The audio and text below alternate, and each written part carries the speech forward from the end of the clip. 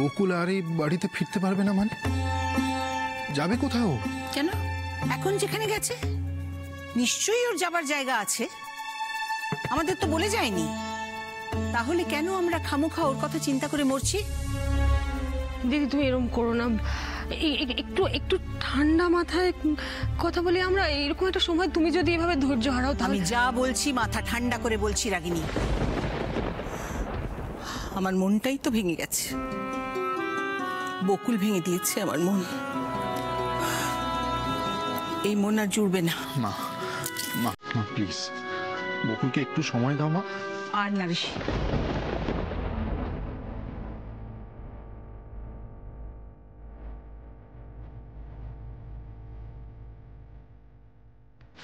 আমি আমি বুঝতে পারছি তোমার বকুলের ওপর রাগ হয়েছে, অভিমান হয়েছে। আমাকে ক্ষমা করিস বাবু, বকুলকে আমি ক্ষমা করতে পারছি না। ও আমাদের কাউকে বিশ্বাস করেনি, তাই বাড়ি ছেড়ে যাওয়ার সিদ্ধান্ত ও একাই নিয়েছে। এখন আমরা তো কেউ আর ওকে ফিরিয়ে আনবো না।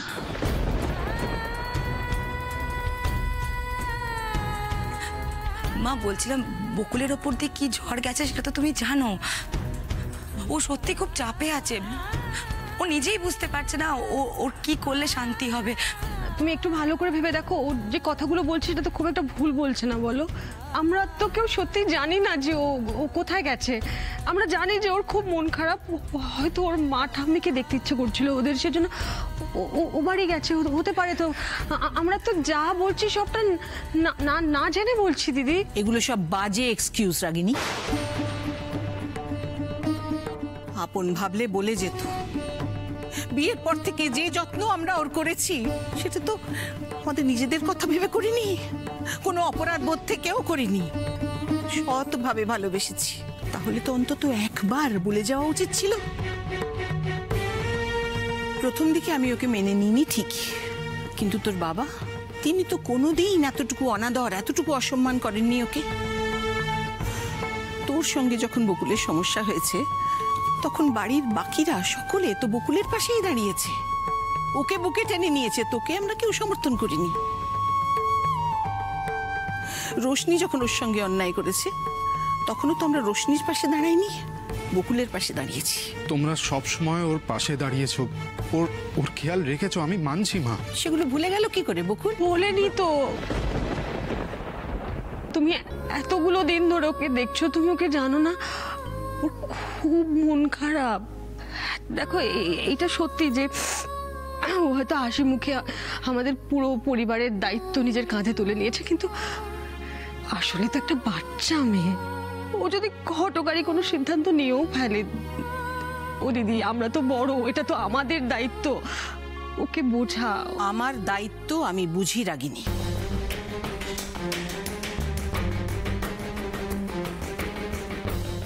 মা সেটা আমরা সবাই জানি, তাই তো বলছি মা, বকুলের মনের অবস্থাটা একটু বোঝার চেষ্টা করো। আমি তো অস্বীকার করছি না যে তোমরা বকুলের পাশে দাঁড়াওনি, হ্যাঁ দাঁড়িয়েছো, সাপোর্ট করেছো, কিন্তু বকুলের এই মুহূর্তে মনের যা অবস্থা মা, আমাদের ওর পাশে দাঁড়ানোটা খুব দরকার।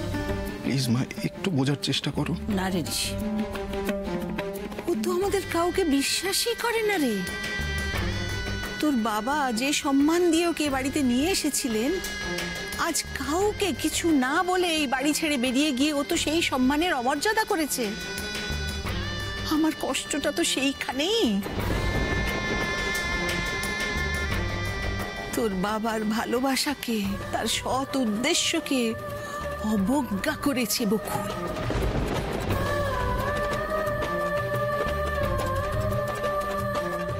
ওই মানুষটার সম্মান আমার কাছে পৃথিবীর আর সব কিছুর থেকে বেশি প্রিয়। বকুলকে এভাবে ভুল বুঝো না দিদি। আমি ওকে খুব কাছ থেকে দেখেছি, বুঝেছি।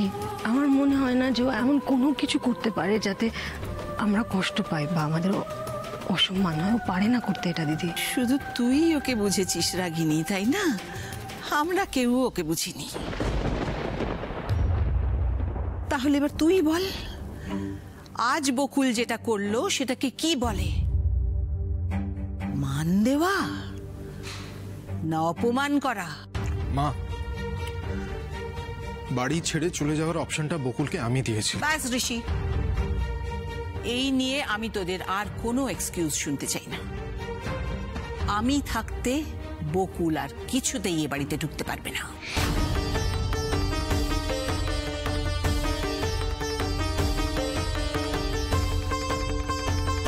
তুমি এই কথা বলতে পারলে? এটা কি বকুলের বাড়ি নয়? আমার কথা এখনো শেষ হয়নি ঋষি। বকুল এর পরেও কোনো দিন যদি এই বাড়িতে ফিরতে চায়, তাহলে আমার একটা শর্ত ওকে মানতে হবে। শর্ত?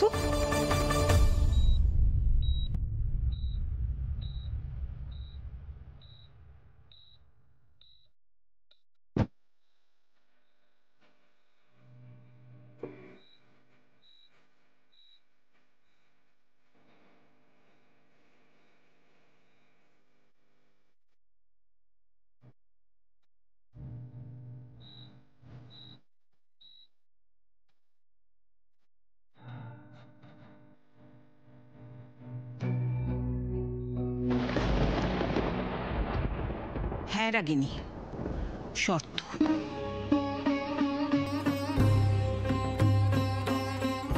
শুনে রাখ ঋষি, এই বাড়িতে যত স্নেহ ভালোবাসা বকুল পেয়েছে, তার মূল্য ওকে চুকাতে হবে।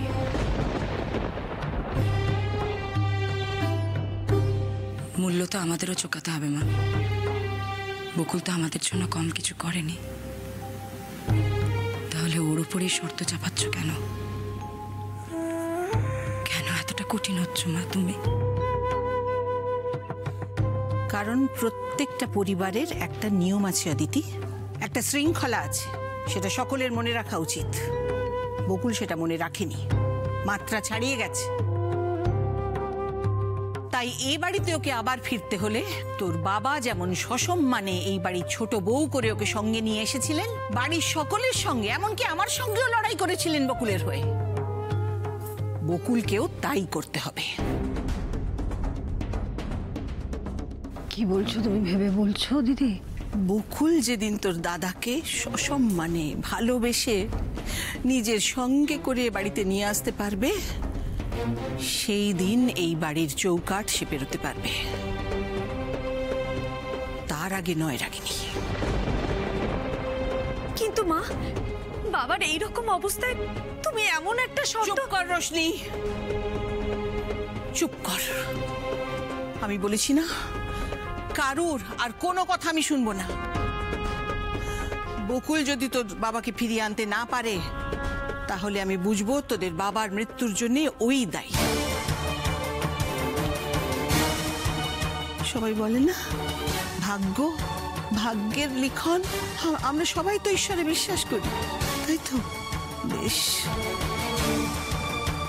তাহলে আমিও এবার দেখি তিনি কি চান, কি লিখেছেন তিনি আমাদের ভাগ্যে।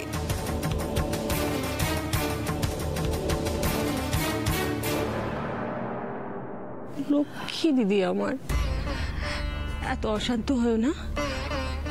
আচ্ছা তুমি তুমি তুমি আমার একটা কথা শোনো। তুমি বুঝতে পারছো তুমি কি বলছো? তুমি তো জানো যে তুমি যে কথাগুলো বলছো সেটা বলে তুমি তুমি বকুলকে কত বড় অগ্নি পরীক্ষার মুখে ঠেলে দিচ্ছ। ও দিদি শোনো না, একবার একবার একটু ভেবে দেখো না।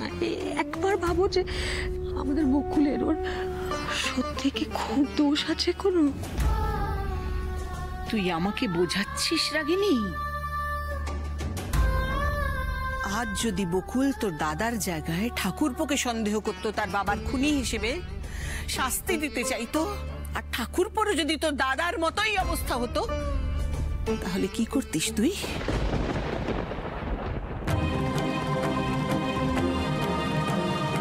পারতিস বকুলকে ক্ষমা করে দিতে? দিদি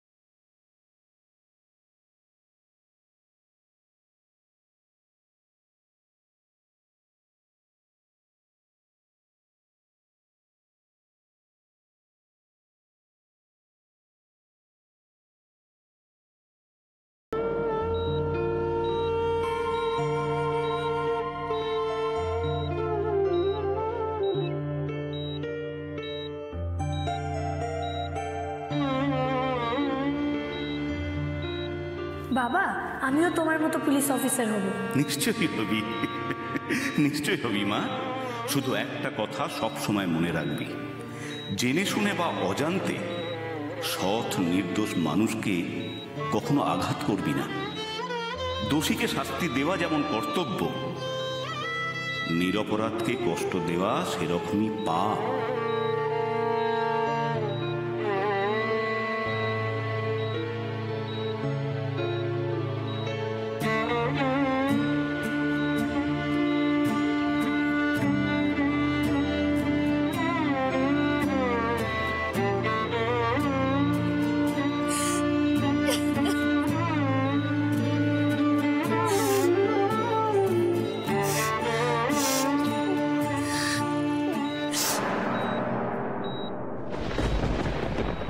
দাদাকে যে আমি এইভাবে ফাঁসাবো সেটা আমি কোনোদিন স্বপ্নেও ভাবিনি রজতাভ বাবু।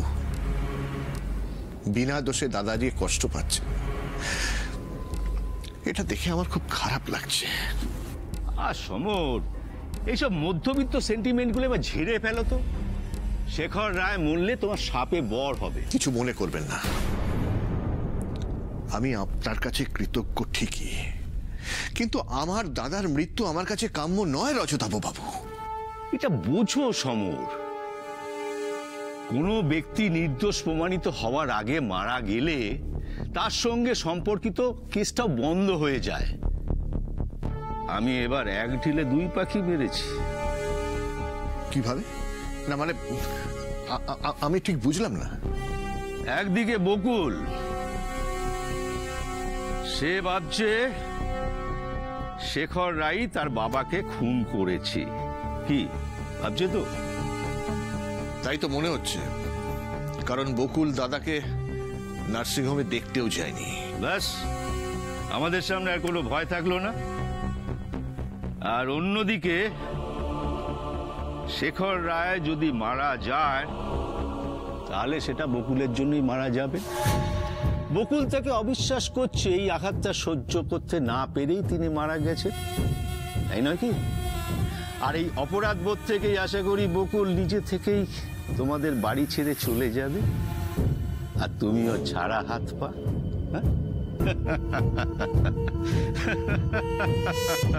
বাহ, চমৎকার। সত্যি আপনাকে আমি যত ধন্যবাদই দিই না কেন সেটা খুব কম হবে রজতাভ বাবু। আমি জানি না আপনার এই ঋণ আমি কি করে শোধ করব। আমি জানি সমর,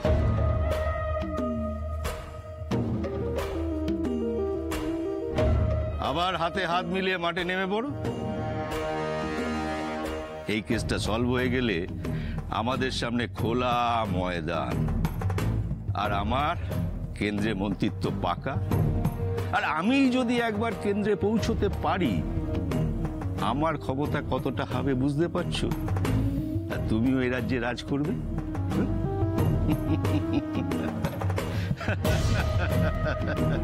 হাত তো আপনার সঙ্গে মেলাতেই হবে, কারণ আপনি যদি আমার নির্দোষ দাদাকে কেস খাওয়াতে পারেন, আমি তো কোন ছাড়, আমি তো এই খুনের সঙ্গে জড়িয়ে আছি। সুতরাং হাত মেলাতেই হবে। Welcome, welcome back. আবার সেই 5 বছর আগের সমর রায়কে দেখতে পাচ্ছি।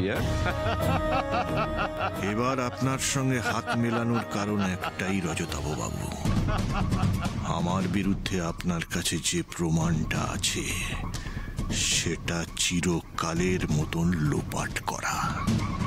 আপনি উইদাউট পারমিশনে পেশেন্টের ঘরে এভাবে ঢুকলেন কি করে? এক্ষুনি বেরিয়ে যান, বেরিয়ে যান। কি হলো ম্যাডাম, আপনি কি শুনতে পাচ্ছেন না আমি কি বলছি?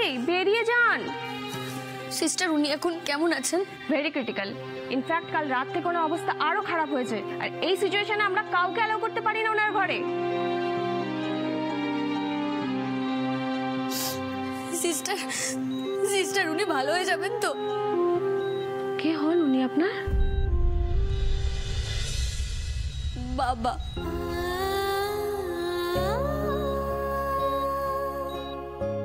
আপনার নাম কি? বকুল। বকুল?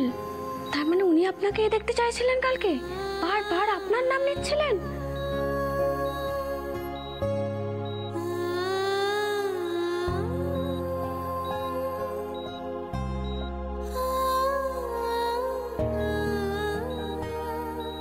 কাল আসতে পারলেন না ম্যাডাম? তখন তো কিছুটা জ্ঞান ছিল, আজ তো একেবারেই সেন্সলেস।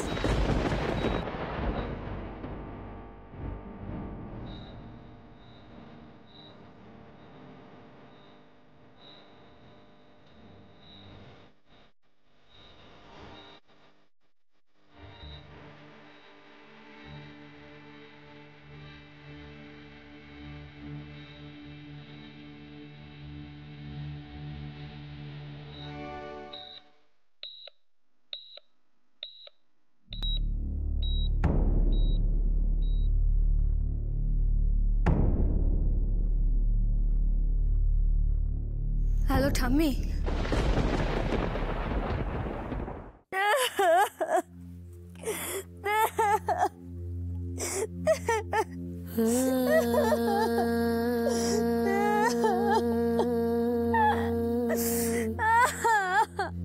বকুল এভাবে কাঁদিস না মা, এভাবে কাঁদিস না। তুই এমন করে কাঁদলে হয় বলতো? তুই হলে আমাদের বকুল ওস্তাদ, আমাদের সকলকে কত মনের জোর দিস তুই। কাঁদিস না মা এভাবে। তুই দেখিস শেখর বাবুর কিচ্ছু হবে না মা, তুই দেখিস। ওকে কাঁদতে দাও, কাঁদতে দাও টুম্পা, ওকে একটু কাঁদতে দাও। সব সময় মনের মধ্যে সব কষ্ট চেপে চেপে রাখে মেয়েটা। আজ একটু কাঁদুক, কেঁদে যদি ওর মনটা একটু হালকা হয়। মাসিমা, আপনি আর বকুল এখানে থাকুন, আপনারা একটু কথা বলুন। আমি বরং শেখর বাবুর নামে একটু পুজো দিয়ে আসি। হ্যাঁ, শেখর বাবু এত ভালো মানুষ, ওনার কোনো ক্ষতি হতে পারে না, কিচ্ছু হতে পারে না। মা কালী ঠিক ওনাকে রক্ষা করবেন। এসো, তাই এসো, আপনারা কথা বলুন। না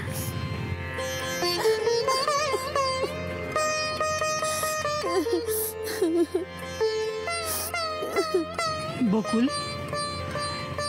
এবার ওঠ মা, ওঠ। বলতো কি জানতে আমার কাছে এমন করে ছুটে এলি? বল বকুল, বল আমাকে, কি দুশ্চিন্তা তোকে এমন কুড়ে কুড়ে খাচ্ছে? বল আমাকে, বল। আমি যা জানি সব বলবো তোকে, বল আমাকে, বল।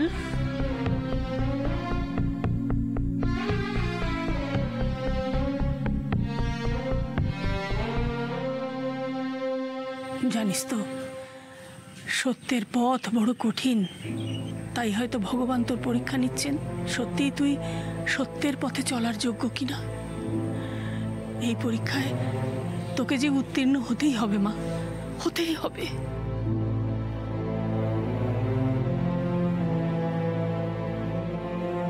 ঠাম্মি একটু একটু মনে করে বলো না, আমার বাবা বেঁচে থাকতে তুমি কখনো আমার শ্বশুর মশাইকে আমার বাবার সঙ্গে দেখেছো?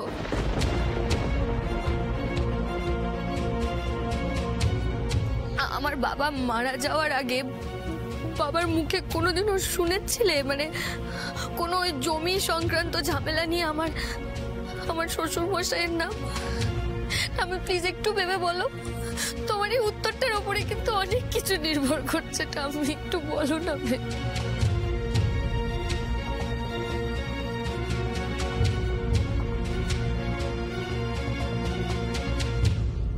শুনেছি,